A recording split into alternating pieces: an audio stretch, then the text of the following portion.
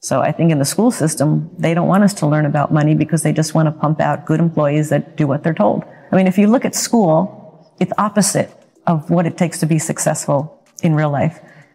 Don't make a mistake. Do as you're told. Take tests by yourself. Don't cooperate. Do it by yourself. Do it on your own. And the last thing was, there's only one right answer. No, there's tons of answers to a problem. So you come out of school scared to death of making a mistake. You do everything on your own. You don't cooperate. There's no synergy. There's no brainstorming. And there's only one right answer. Everybody wants to get the right answer. There's no one right answer. So I think people come out of school paralyzed. I think the school system is criminal in that it kills a child's spirit of learning. You know, a child goes into school all excited about, yeah, I'm going to learn and it's going to be great. And then the teacher says, sit down and shut up. Don't talk. We don't care what you're interested in. Did anybody in school ever ask you, did a teacher ever ask you, Brian, what are you interested in? I never did. I never did. So they just teach you what they want to teach you instead of finding out what the child is interested in and teaching to that. So I think kids come out of school scared to death of making a mistake. They come out paralyzed. They don't know what they want to do because their spirit and their creativity has been crushed inside of them. So you almost have to do a whole reprogramming once you get out of school so you can find out what it is that excites you, what it is that where your passion is. When Robert and I had our first date back in 1984, he asked me in Hawaii. Okay. He said, "What do you want to do with your life?" I had been fired twice from the same job out of college, twice. From the same job? Yep. Okay. They fired me and they hired me back and they fired me again. And I knew I wanted my own business. So on our first date, he said, "What do you want to do with your life?" And I said, "I want my own business, but I don't know anything about entrepreneurship. I've never been around entrepreneurs." And Robert said, "Well, I've started several businesses and all of my friends are entrepreneurs." I'm like, "Great, perfect." So 2 months later, I started my first business. But the funniest thought I had coming from an employee was, "Oh, now my time is my time. I'll do it whenever I want. And I'll have all this free time and it's going to be on my schedule." Wrong. No, you work 24/7. I had no free time. And I'm like, okay, so that was a myth I had, but that was my mindset as an employee, that where you work 9 to 5, oh, now I can get up and I can start at 11. And you know, if I want to work at night, I can work at night. No, you're working, especially when you're starting a business, it's 24/7. Entrepreneurship is not for the faint of heart.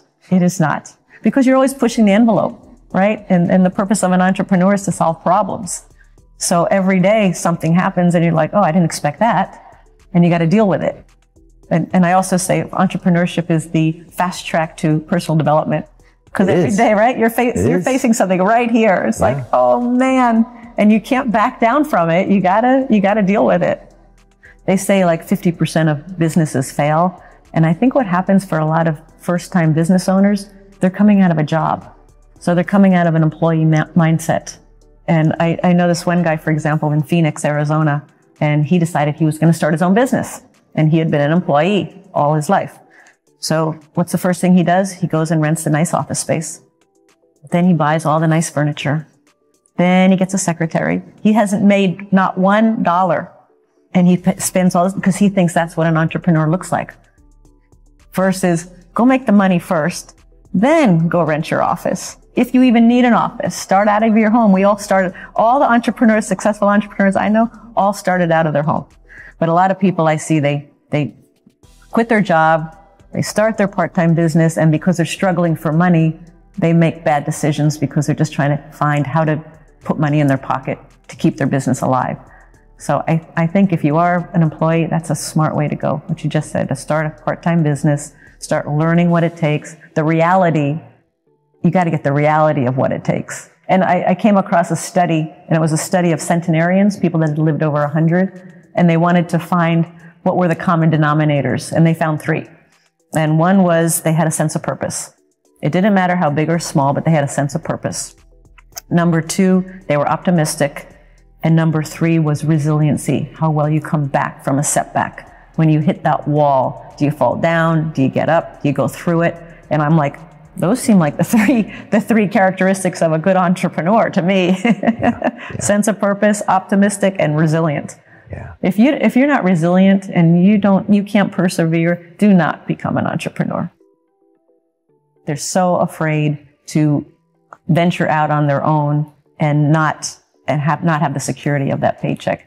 You know, a lot of times we say if you have a full-time job, keep your full-time job, start a part-time business. And work it and work it and work it. Look at what you do in your spare time. And people go, I have no spare time. Well, yes, you do. If you broke it out, how much are you watching TV? How much are you on your iPhone, playing video games, doing things that really are not important? And take that time and channel it into the business that you want to create. And we just launched a product on finding out what's most meaningful to you. Because once you can discover what's most meaningful, then decisions and life becomes so much easier because there's more joy, there's better communication with relationships. But they don't teach any of this in school. They just say, sit down, do as you're told, take the test by yourself, and don't make a mistake. And so I think a lot of people, they don't want to be uncomfortable. They don't want to get out of their comfort zone. And the only way we grow and learn is by stretching ourselves and getting out of our comfort zone, even by a little bit. You know, Emerson said, this is not the exact quote, but something to the effect of, if you're not facing something you fear every day, you don't understand the secret of life. Because that's where growth and transformation happens. Yeah. So, and I hate making mistakes just like everybody else. I hate failing, but that's where we learn the most. If we can take the lesson of the failure and take the lesson of the mistake and learn from it, then we get much smarter.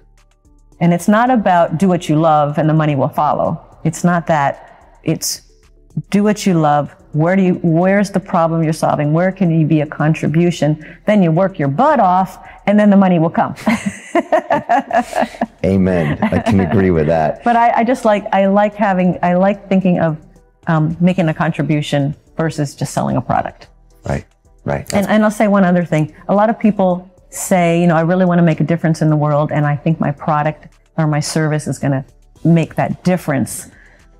But they're not willing to charge money for it or really turn it into a business. If you've got a product or service and you really feel it's going to help people and help the masses, then you have a responsibility to make your business successful so that people hear about you and to get it out to the world.